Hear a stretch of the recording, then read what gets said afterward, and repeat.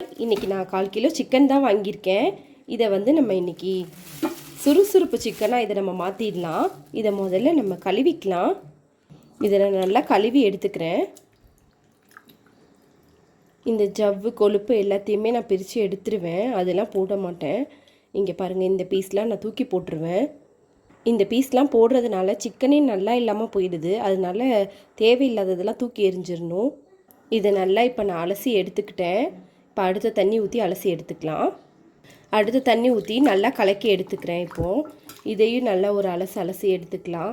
இந்த ரத்தம் இதெல்லாம் இருந்துச்சுன்னா எடுத்துடுங்க. இதெல்லாம் இல்லை இது முதல்ல நல்லா அலசி எடுத்தாச்சு. 2வது தண்ணிலே நல்லா பளிச்சுன்னு ஆயிடுச்சு பார்த்தீங்களா. 3வது ஒரே ஒரு தண்ணி மட்டும் அலசி மஞ்சத்தூள் போட்டு எடுத்துக்கலாம்.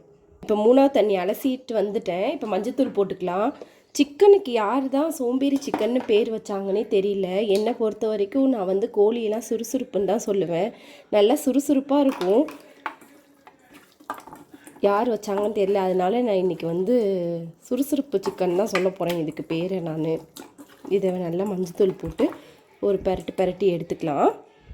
நெக்ஸ்ட்டு நான் வந்து கல்லுப்பு போட்டுக்கிறேன். கல்லுப்பு போட்டால் கண்டிப்பாக இதில் கரைஞ்சிரும். அதனால ஒன்றும் பிரச்சனை இல்லை. நான் எல்லாத்துக்குமே கல்லுப்பு தான் யூஸ் பண்ணுவேன். ஏதோ ஒன்றுக்கு தான் தூளுப்பு போடுவோம், மற்றதுக்கு எல்லாத்துக்குமே கல்லுப்பு தான். இப்போ நான் மிளகாத்தூள் பக்கத்தில் எடுத்து வச்சுருக்கேன். நெக்ஸ்ட்டு மிளகாத்தூள் சேர்த்துக்கலாம். இதுக்கு தேவையான அளவு மிளகாத்தூளை போட்டுக்கிறேன். நல்லா மிளகாத்தூள் போட்டால் தான் இதுக்கு நல்லாவே இருக்கும். நல்லா காரசாரமாக செஞ்சால் தான் நல்லாயிருக்கும். என்னத்தை தான் வீட்டில் அரைச்சாலும் அந்த கலர் பொடி போடலன்னா அவங்களுக்குலாம் இதாகவே இருக்காது. அதனால் சக்தி மிளகாத்தூள் கண்டிப்பாக போட்டே தான் ஆகணும். அப்புறம் இஞ்சி பூண்டு போட்டுக்கிறேன். இஞ்சி பூண்டு வந்து 2 கரண்டி போட்டுக்கிறேன். நான் வந்து இப்போ 1/4 கிலோ சிக்கன் தான் வாங்கியிருக்கேன். அதனால நான் 2 கரண்டி போட்டுக்கிறேன். இங்கே பாருங்கள், இதை போட்டுட்டு நல்லா இதை கிளறி வச்சிடணும். ஒரு 10 நிமிஷம் இது வந்து ஊறிக்கிட்டு இருக்கட்டும். அதுக்குள்ளே நம்ம வந்து வெங்காயத்தெல்லாம் நறுக்கிட்டு வந்துடலாம். இது தேங்காய்லாம் ஊற்ற போகிறதில்ல. ஆனால் சூப்பராக இருக்கும் இந்த சிக்கன்னு. ஒரு நாள் நீங்களும் செஞ்சு பாருங்கள். இன்றைக்கி நான் லெமன் ரைஸ்க்கு தான் இந்த சிக்கன் பண்ண போகிறேன். இதுக்கு வெங்காயம் தான் மெயின். அதனால நான் வெங்காயம் நிறைய எடுத்துக்கிறேன். இப்போ இந்த வெங்காயத்தெல்லாம் டக்குன்னு நான் தோல் உரிச்சிட்டு வந்துடுறேன்.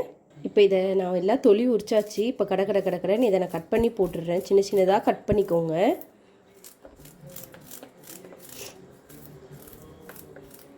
இந்த மாதிரி குட்டி குட்டியாக நீளமாக கட் பண்ணிக்கலாம். எல்லா வெங்காயத்தையும் இந்த மாதிரி நான் கட் பண்ணிட்டு வந்துடுறேன். எல்லா வெங்காயமும் கட் பண்ணி முடிச்சாச்சு. இப்போ ஒரே ஒரு தக்காளி மட்டும் எடுத்துக்கலாம். நான் இந்த சைஸில் ஒரு தக்காளி எடுத்துக்கிறேன். இதை கட் பண்ணிக்கலாம்.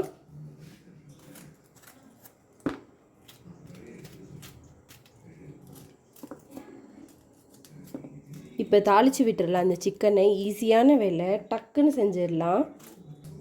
அவ்வளோதான். தக்காளி ஒரு பக்கம் கட் பண்ணி வச்சுக்கிட்டேன். இப்போ இதுக்கு வந்து பட்டை, அப்புறமாட்டி லவங்கம், அப்புறம் இந்த பூலாம் போடணும்ல, அதனால அதையும் நான் கொஞ்சோண்டு எடுத்து வச்சுக்கிறேன். ரொம்ப போட மாட்டேன், கொஞ்சோண்டு தான் போடுவேன்.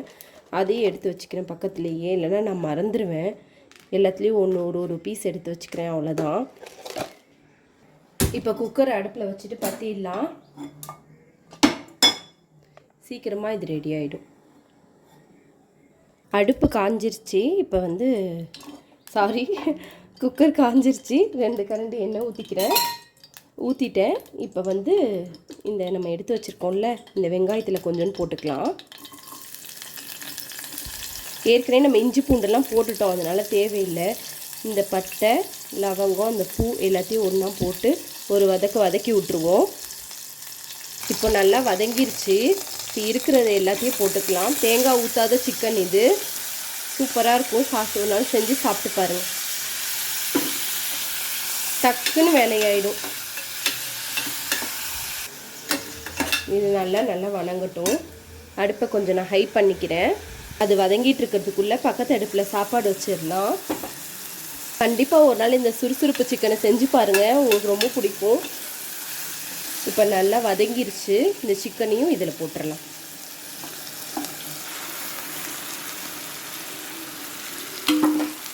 இது நல்லா ஜூஸியாக நல்லாயிருக்கும். இப்போ தேவையான அளவு தண்ணி ஊற்றிக்கலாம்.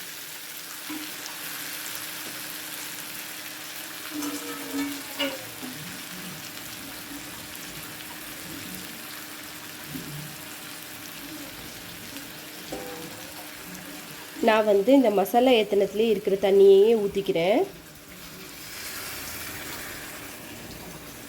நல்லா அலசி ஊற்றியாச்சு தண்ணி.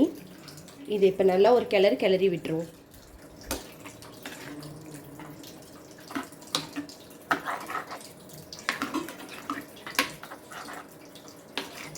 நல்லா இது கொதி வந்து நல்லா சுருள வேகட்டும்.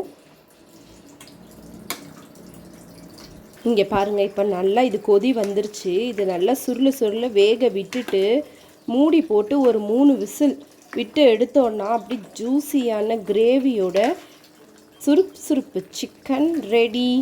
இது வந்து நல்லா வேகட்டும், காட்டுறேன். இங்கே பாருங்கள், நல்லா இந்த காரம்லாம் இப்போ சிக்கன் மேலே நல்லா பிடிச்சிருச்சு. இந்த ஸ்டேஜில் நம்ம வந்து மூடி வச்சிட வேண்டியதான். நல்லா கிளறிட்டு மூடி வச்சிடுறேன். இப்போ மூடி வச்சு 3 விசில் போட்டுடலாம். ஒரு விசில் வந்துருச்சு, 2வது விசிலும் வந்துருச்சு, 3வது விசிலும் வந்துருச்சு. இப்போ நான் குக்கர் ஆஃப் பண்ணிடுறேன். இப்போ குக்கரில் விசில் போயிடுச்சு. இப்போ நம்ம ஓப்பன் பண்ணி பார்க்கலாம் எப்படி இருக்குன்ட்டு. சூப்பராக ரெடி ஆயிடுச்சு பாருங்கள், செம்மையாக இருக்கும். இப்போ நான் இதை வந்து ஒரு கிளறி விட்டுக்கிறேன். ஏன்னா அந்த எண்ணெய் இதை மட்டும்தான் அவங்க சாப்பிடுவாங்க, மற்றதெல்லாம் எடுத்து சாப்பிட மாட்டாங்க. இது நல்லா ஜூஸியாக இங்கே பாருங்கள், நல்லா கிரேவி மாதிரி வந்துடும். இப்போ நான் ஒரு பீஸ் எடுத்து வச்சு பிச்சு காட்டுறேன். அப்படி எடுக்கும் போதே தெரியுதா, அப்படி சாஃப்டாக பிஞ்சிரும். அதே பிஞ்சிரும், நம்ம பிக்கவே தேவையில்லை. இங்கே பாருங்கள், செம்மையாக வெந்திருக்கா. ஒரு பீஸ் சாப்பிட்டு பார்க்க சொல்லலாம். சுடுது. என் பையன் தான் என் பக்கத்தில் இருந்தான், அவனுக்கு தான் நான் கொடுத்து டேஸ்ட் பண்ண சொன்னேன். அவன் சூப்பர்னு சொல்லிட்டு போயிட்டான். இங்கே பாருங்கள், அப்படி சாஃப்டாக அப்படி பிஞ்சு வரும். நீங்களும் ஒரு தடவை கண்டிப்பாக ட்ரை பண்ணி பார்த்துட்டு கமெண்ட் பண்ணுங்கள். பாய் பாய், நெக்ஸ்ட் வீடியோவில் பார்க்கலாம்.